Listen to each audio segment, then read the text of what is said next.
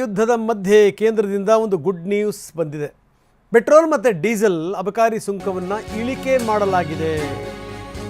Petrol ಅಬಕಾರಿ ಸುಂಕ 13 ರೂಪಾಯಿಯಿಂದ 3ಕ್ಕೆ ಇಳಿದಿದೆ.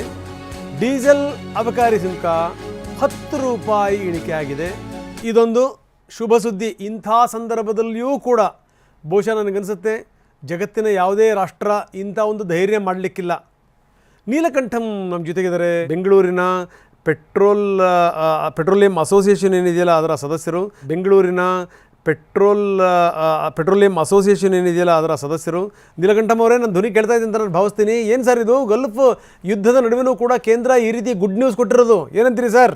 ಕೇಂದ್ರ ಸರ್ಕಾರ ಆದಷ್ಟು ಕಷ್ಟಪಟ್ಟು ಜನಸಾಮಾನ್ಯರ ಮೇಲೆ ಹೊರೆ ಹೊರಬಾರದು ಅಂತ ಈ ರೀತಿ ಮಾಡಿದ್ದಾರೆ. ಜನಸಾಮಾನ್ಯರಿಗೆ ಏನು ಹೊಣೆ ಆಗಲ್ಲ, ಏರಿಕೆನೂ ಆಗಲ್ಲ, ಇಳಿಕೆನೂ ಆಗೋದಿಲ್ಲ. ಇಷ್ಟೇ ಇರುತ್ತೆ ಪೆಟ್ರೋಲ್ ಮತ್ತೆ ಡೀಸೆಲ್ ಬೆಲೆ. ಅದೇನಿದೆ ಅದು ಅಬ್ಸರ್ವ್ ಮಾಡ್ತಾ ಇರೋದು ಸೆಂಟ್ರಲ್ ಗವರ್ಮೆಂಟ್ ಇದು ಮಾಡ್ತಾ ಇದ್ದಾರೆ. ಅವ್ರ ಕಡೆಯಿಂದ ಅವ್ರು ಬಿಟ್ಕೊಡ್ತಾ ಇದ್ದಾರೆ. ಎಲ್ಲರೂ ಮಾತಾಡಕತ್ತಾ ಇದ್ರು ಪೆಟ್ರೋಲ್ ರೇಟ್ ಜಾಸ್ತಿ ಆಗುತ್ತೆ, ಡೀಸೆಲ್ ರೇಟ್ ಜಾಸ್ತಿ ಆಗುತ್ತೆ, ಬೇರೆ ಮಾರ್ಗ ಇಲ್ಲ ಅಂತ. ಯಾಕಂದರೆ ನಾವು ನೋಡ್ತಾ ಇದ್ದೀವಿ ಕ್ರೂಡ್ ಆಯಿಲ್ ಬೆಲೆ ತುಂಬ ಜಾಸ್ತಿ ಆಗ್ತಾ ಇದೆ.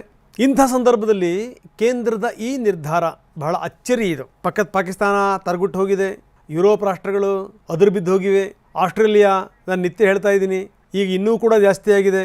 230ರಿಂದ 260, 270 ರೂಪಾಯಿ ಹೋಗಿದೆ 1 ಲೀಟರ್ ಪೆಟ್ರೋಲ್ಗೆ. ಇಂಥ ಸಂದರ್ಭದಲ್ಲಿ ಇದು ಸಾಮಾನ್ಯ ಸಂಗತಿ ಅಲ್ಲ. ಈ ಅಬಕಾರಿ ಸುಂಕವನ್ನು ಬಿಟ್ಕೊಡೋದ್ರ ಮುಖಾಂತರ ಮುಂದಿನ ದಿನಗಳಲ್ಲಿ ಪೆಟ್ರೋಲು ಡೀಸೆಲ್ ಬೆಲೆ ಏನು ಜಾಸ್ತಿ ಆಗಬೇಕಾಗಿತ್ತೋ ಆ ಜಾಸ್ತಿ ಆಗೋದಕ್ಕೆ ಕೇಂದ್ರ ಸರ್ಕಾರ ಕಡಿವಾಣ ಹಾಕಿದೆ. ನಷ್ಟ ಆಗೋದಾದ್ರೆ ನಮಗೆ ಆಗಲಿ, ಜನಸಾಮಾನ್ಯರಿಗೆ ಹಾಕಬಾರದು ಅನ್ನುವಂಥ ತೀರ್ಮಾನಕ್ಕೆ ಬಂದಿದೆ.